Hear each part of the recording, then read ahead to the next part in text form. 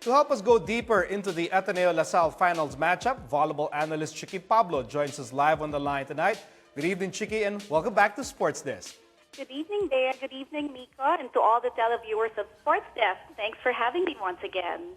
Chiqui, we'd like you to help us identify the keys to victory for both teams, for the Lady Eagles and the Lady Spikers. Let's start with Ateneo. What are the keys to victory for Ateneo? I think Ateneo would have a good chance tomorrow because of, 4 points. Number one, they are leading in terms of spiking, digging, setting, and receiving. And there are more, number two, there are more support for Eliza Valdez in terms of attacks. In the elimination round, there were about 2 or 3 other players who scored in double digits when they went up against La Salle. And number 3, of course, they have a good, solid defense. They have a good libero in Din Lazaro. And, you know, floor defense is very important. You can't have a good attack if you have no good first ball. And, of course, the number 4th reason is the team is more composed. I guess Coach Tai's teaching of meditation has helped the team so much that even if the game is in a crucial state, the girls are relaxed in the court. You know, that's an excellent point, Chiqui. You're talking about, being a composed team. So let's go on to La Salle's side. Do you think that they can be composed without Aragalang tomorrow in the finals match? Well, I think the first thing that La Salle should do is to not panic. Don't panic just because Aragalang is not around. I mean, she's a big factor for the team, but volleyball is a team sport. It's not a one-man event. So if they can just work as a team tomorrow, then they'll be fine. Of course, they also have to accept the fact that their team captain is not going to be playing tomorrow because of that knee injury, and she has gone through operation and she's recovering right now. And then tomorrow, they also have to play with heart. Maybe they can use, the event of Aragalang not being there as a motivation for them to really excel, to do really good in their game. And of course, play twice as hard in terms of attacks. Maybe they can concentrate on zones 1 and 5, the corners, because nobody really guards those corners. And then for their net defense, they can go up for a block. They don't just, go up for the block, but maybe they can redirect the ball so that it will land to a zone where nobody's there guarding that spot. And then for floor defense, they have to run after that ball. Don't allow any ball to fall on the ground without any effort. And of course, the number 4th one is trust each other. Kim Fajardo should enable all the players to have a chance in their attacks. Maybe she can come up with good combination plays so that it'll be very difficult and confusing for the blockers of Ateneo to block them. All right, thank you so much, Chiqui, for giving us your insight on tomorrow's finals match. Oh, you're very welcome anytime. How can the Lady Eagles continue their dominance in the finals? And how can the Lady Spikers achieve the impossible? To help us find the answers to these questions, former Ateneo Lady Eagle Jem Ferrer joins us live in the studio. Good evening, Jem, and welcome to Sports Desk. Okay, meron lang akong gustong to really ask you. Alam mo, how do you feel now that you say, posible bang talunin ng Ateneo? I mean, in just a short amount of time, Ateneo has just achieved and grown. So, ikaw, as a former Lady Eagle, ano yung feeling na marinig yan about your team? Feeling ko siguro kaya naman nilang talunin ang La Salle tomorrow, but we can't say na kailangan nila maging complacent na parang sure win na because Aragalang is not there.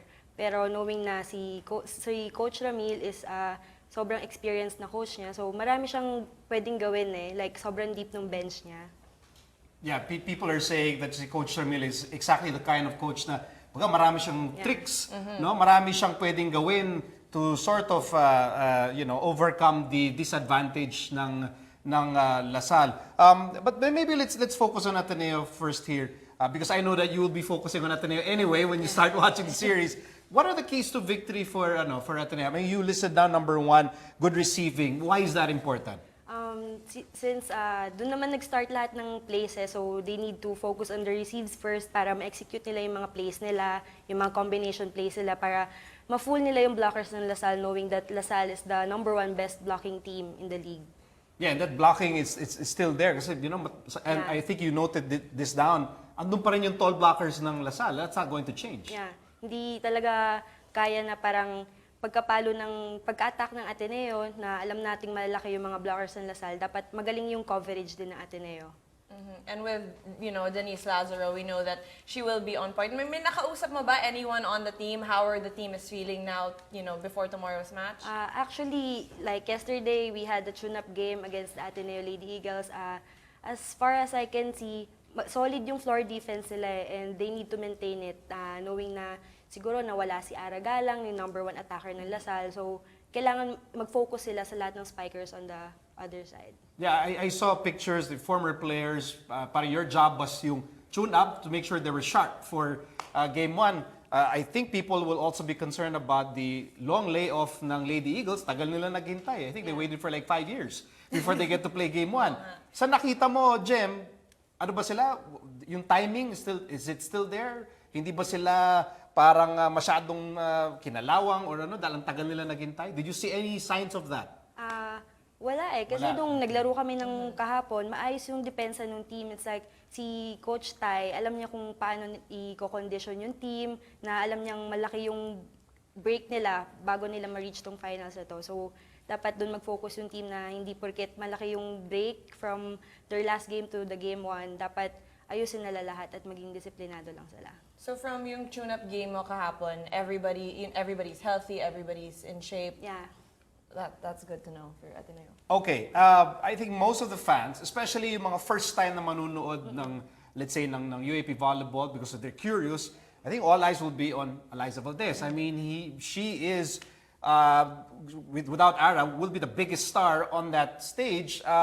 What makes Eliza such a special player and why is it that people are going to look at her sa finals? Siguro most of the plays kasi laging binabato kay Eliza. Like pagdating niya sa frontline and backline, lahat ng bola na kay Eliza. Pero I think dito sa game 1 na to, it's a battle between the setters for both teams.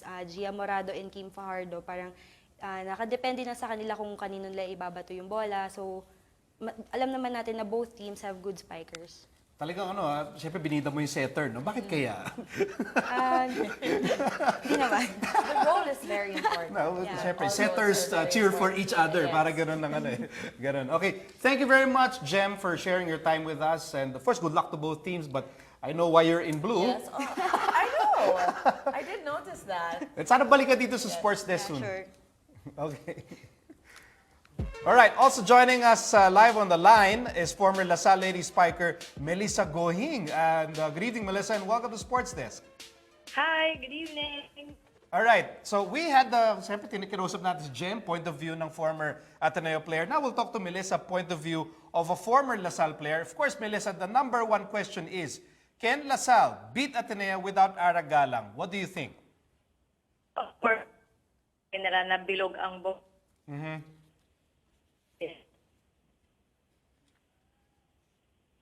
Yes? Melissa, yeah, can you hear us? Yeah. Hear me? Hello? Yes, Melissa, yes, go ahead. Yes. As we all know, bilog ang bola niya sinasabi lahat ng players. So we don't really know kung sino yung mananalo. It just depends on sino who will play well and then kung magtulungan ba yung bawat team. So yun. All right, Melissa. So, ang dami nga nagsasabi, can you guys win without Ara? So, how is the team feeling right now? And are they pumped? Nanggigigil ba yung Lady Spikers to get back into this finals arena? For me, as I can see, kasi I'm getting updates during the day na nangyari yung kay Ara. Tapos parang I see them smiling, everybody. Parang they have a deeper reason right now to win back the championship. This is not about the redemption anymore, but their dedication to the team and for Ara. Para ganun ang mangyayari dito, Melissa, no? Ara's injury now becomes a sort of rallying point, no? A reason for the team to unite. And siguro, Melissa, baka this has to be the strongest motivation of all. Would you agree? Yes, kung ako yung nasa posisyon nila, ibang klase yung urge na sa akin para lang ibawi si Ara. Okay, we asked you for certain points. Ano yung mawawala sa La Salle now that Ara Galang is injured? Well, you said Coach Ramil will have to think of ways, okay, for the team to adjust. Let's say, can you name maybe 1 or 2 ways? Anong possible na pwede gawin ni Coach Ramil in order to make that winning adjustment for La Salle tomorrow? We have Ellie Soyud and Camille Cruz. Probably papaikutin ngayon yung dalawang yan sa posisyon ni Ara. Pwede kasi si Ellie sa open, so I don't know kung ano yung strategy ni coach for the championship. But I do feel na, Melissa, ikaw naniniwala ka La Salle has enough talent to not only win tomorrow but maybe even win the series. Tama? Yes, of course. Kasi kahit yung bench namin, I know how the bench players play. So I hope that they would step up sa game.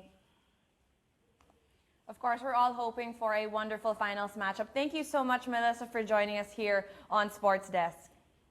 Thank you also.